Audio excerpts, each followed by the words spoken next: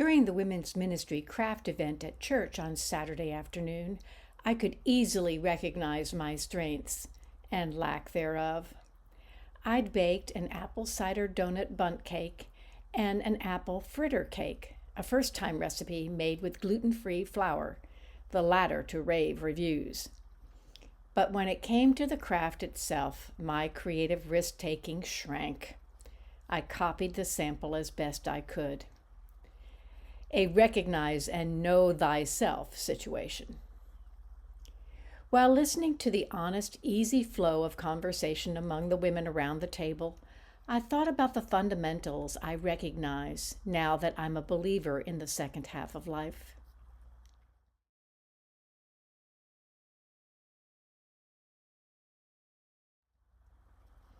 Simon Peter answered, "You are the Messiah, the Son of the living God." Matthew 16:16. Here, Peter's confession shows his recognition of Jesus' divine identity. We also recognize the same fundamental during the service every Sunday by confessing our faith in reciting either the Apostles' Creed, the Nicene Creed, or the Athanasian Creed. All serve as statements of faith.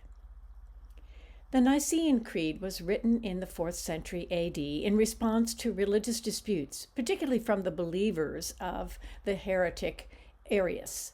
He promoted the belief that the biblical concept of the Son begotten of the Father implied that the Son is not eternal and thus was not divine and different from us humans. The conflict was as critical as the 1st century Gnostic heresies, and quite frankly, these heresies are alive and well today. How delicious to think that we can be as perfect as Jesus, that we are in control, that we can be our own little gods.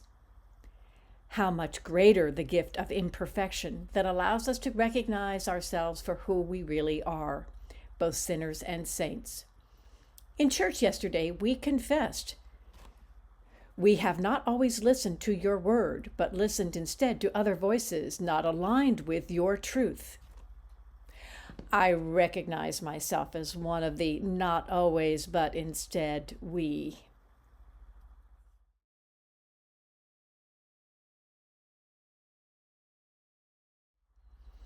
If anyone thinks they are a prophet or otherwise gifted by the Spirit, let them acknowledge that what I am writing to you is the Lord's command.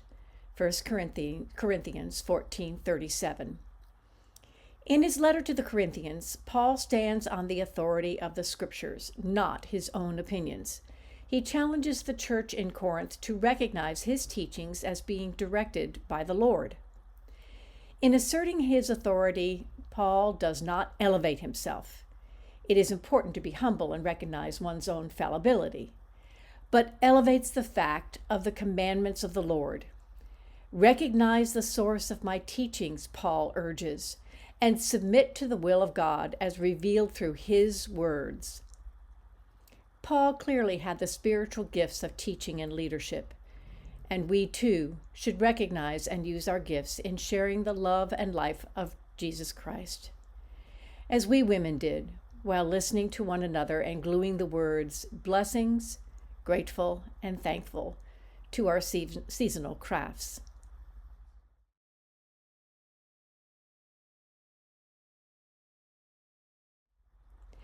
Thus, by their fruit you will recognize them. Matthew 7:20. The context of this passage is important, for Jesus was warning about false prophets and teachers who claim to know and follow the Lord and his word and his commandments, but do not. To recognize these wolves in sheep clothing, evaluate their fruit, the results of their ministry, the yield, the lasting effect. Honest teaching yields good outcomes. False teaching, that is, man-made in the place of the Word of God, yields bad fruit, the absence of godliness and spiritual growth. Faith needs to be operative and dynamic rather than inoperative and lifeless.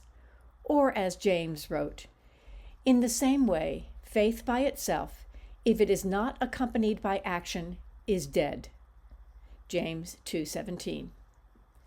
These fundamentals, Christ's divinity, His truths, and our gifts in action, please and glorify the Lord. If we recognize the fundamentals of faith every day, we will know again and share that loving knowledge through our words and the work of our hands.